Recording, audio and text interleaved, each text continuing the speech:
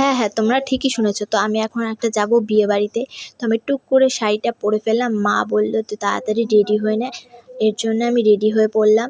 পাশেই একটা দিদির বিয়ে আছে আমাদের পাশের পাড়ায়। তো আমি তাড়াতাড়ি করে রেডি হয়ে নিলাম। দেখো আমি ফাউন্ডেশনটা লাগিয়ে নিলাম। এগুলো ভালো করে ব্লেন্ড করে নিলাম মুখের মধ্যে। তারপরে ফেস পাউডার লাগিয়ে নিলাম। তারপরে একটু আইশ্যাডো ভালো করে হালকা করে লাগিয়ে দিলাম। তারপর একটু কাজলটা পরে নিলাম, যাতে সবাই আমার দিকে তাকিয়ে থাকে, আমার চোখের দিকে। তো আমি একটুখানি লিপস্টিক দিয়ে একটু ব্লাশারটা করে নিলাম হাত দিয়ে ডলে ডলে। তারপরে একটুখানি ভালো করে হাইলাইটারটা দিয়ে দিলাম। তারপরে একটু ব্রাশ করে ফেললাম।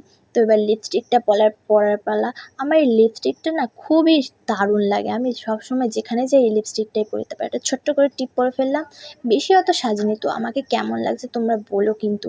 দেখো হেভি লাগছে, কিন্তু একটা জিনিস মিস আছে, চুড়িটা। হ্যাঁ, এবার চুড়িটা আমি পরে নিলাম। তো দেখো আমি ফাইনালি খুব সুন্দর রেডি হয়ে পড়েছি। তো দেখো আমার ফাইনাল